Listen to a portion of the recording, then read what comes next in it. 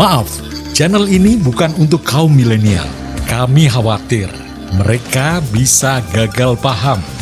Hai, buat para mantan, ketika zaman berubah, kita harus berbenah. Tanpa ragu, kita melangkah. Segala masalah kita bahas dengan renyah.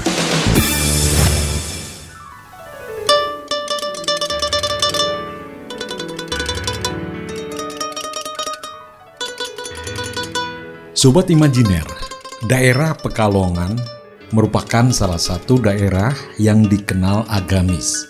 Masyarakatnya religius. Hal ini memang dapat dibuktikan dengan melihat lingkungan daerahnya yang banyak berdiri tempat-tempat ibadah dan juga sarana-sarana pendidikan keagamaan.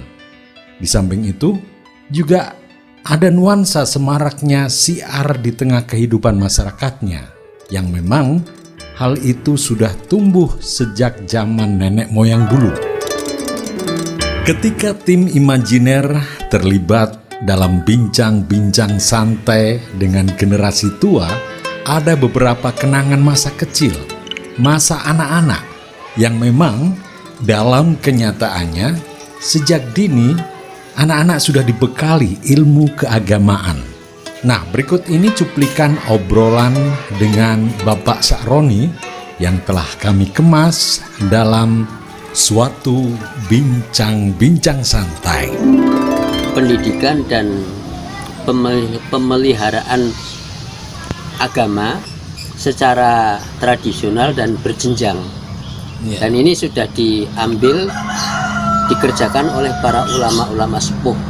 Yang istilahnya itu memang mereka itu memang mendidik, mengajar bangsa ini, bukan untuk menjual ilmunya, itu bukan. Jadi dari membaca Al-Quran sudah bisa membaca juz amma, terus langsung belajar Safinatun Najah, kasih Aqidatul Awam. Aqidatul Awam. Ya, itu kan antara akidah sama fikih, kemudian diajarkan. Ini kalau sekarang orang tua pun menguasai Safinah Najah, menguasai Aqidatul Awam, kemudian hidupnya itu orang baik-baik, dalam arti tidak kriminal, itu sudah menjadi orang yang baik, sudah cukup lah untuk hidup di dunia ini, sudah cukup. Terus yang mau mondok ke pesantren, kalau tidak sekolah ini yang dulu seperti ngaji sama kiai di kampung, sudah ada Safinatun Najah, Aqidatul Awam. Terus untuk akhlaknya sama fikih yang dicampur itu ke Sulam Taufik. Terus yang mau belajar terus mesti didasari baca Ta'limul Muta'alim.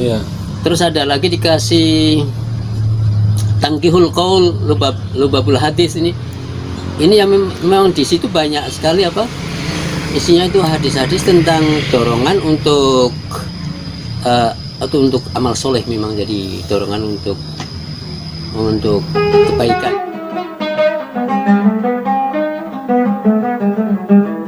Sobat Imajiner, ada satu hal yang menarik dalam pembelajaran ilmu-ilmu keagamaan untuk anak-anak. Satu pendekatan pembelajaran yang digunakan diantaranya adalah menyampaikan materi pelajarannya dengan memasukkan unsur seni, baik dengan merangkai kata-kata yang penuh dengan makna, juga memadukan nada-nada yang indah dan mudah diingat, yang semuanya ini dalam bentuk syair atau syair. Dengan upaya semacam ini, membuat pembelajaran menjadi menarik, menyenangkan, dan juga mudah diingat.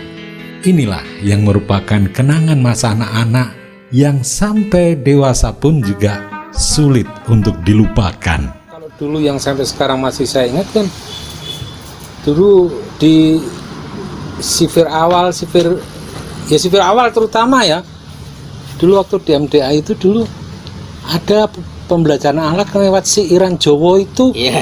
Saya pikir itu sumbernya dari mana, saya mau mencoba merunut untuk mencari, kok wisangel Mas Roni. Ya, itu kan karena kita itu memang itu kan adiluhung banget itu. di lingkungan kita itu, terutama kalau kita bicara Pekalongan itu kan budayanya budaya cerita. Tapi kita itu ketinggalan di budaya tulisnya ya. Sehingga banyak kita itu nek zaman bapak nek cari simbah, cari iki terus karena ndak ada tulisan, ndak ada bukti konkret yang otentik ya. Tahunnya, masanya, siapa, terus value statementnya, susah. Jadi tapi dulu kan ada ya sudah patron yang paten ya, misalnya kan seirannya dari awal.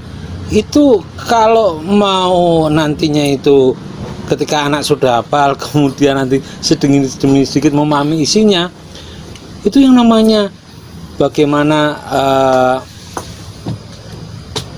harus menghormati orang tua dan sebagainya, itu kan ada diceritakan dosa angsasi aku di lemban ono ibu deneng ibuku yang padaharan. Itu kan berarti sebuah lukisan yang ketika imajinasi kita berjalan, iya ya biar orang lahir ke diajari seperti itu. Iya, sama orang tua, istilahnya pengorban orang tua mengandung kita nih Bang. Itu biar aku dia ngalamin dia Mas Roni. Karena kita dewasa sekarang, kita plesir dengan konco-konco ke Borobudur misalnya. Kita lihat relief di sana. Bagaimana asal usul manusia ada di sana ya. Oh iya, nyambung ya. Tapi ini kan sudah istilahnya lintas universal manusia itu ya seperti itu memang. Tapi memang bagaimana sesepuh kita mendidik anak-anak itu, patronnya seperti sampean ceritakan itu luar biasa. Dari sisi akidah misalnya ada Aqidatul Awam itu, bagaimana dengan nadhoman dengan syair itu. Abda'u bismillahirrahmanirrahim. Itu. Wabirohimi da'imil ihsani dan seterusnya. Anak-anak yang mau ke pesantren, bagaimana menghafalkan rumus tata bahasa yang 1000 itu, Nadhom Alfiyah.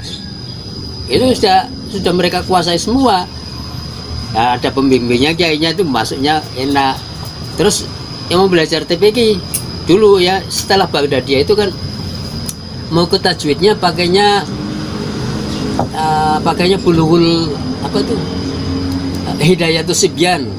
Nah itu kan juga lagunya pakai, kalau lagu Jawa kan ada Kinanti, ada Mekantro, ada Pucung, ada lagu Tulana. Nah itu kan bisa diisi pantun-pantun yang kadang-kadang kalimatnya itu pas. Jadi misalnya kalau tadi Aqidatul Awam ya, terus yang Hidayah Sibyan itu untuk belajar tajwid kan dimulai dari ahkamu tanwinin wa nunin taskunu indal hijai khamsatun tubayanu. Dari orang kampung. Iya ya gitu. Lo bikin hukumen nun mati utawa tanwin nek ketemu huruf-huruf hijaiyah iki ono semene ngene-ngene. Itu kan begitu ya. Ya, sementara sampai di sini dulu perjumpaan Anda dengan Imajiner Group yang mendekatkan masa dulu dengan masa sekarang lewat bingkai kenangan.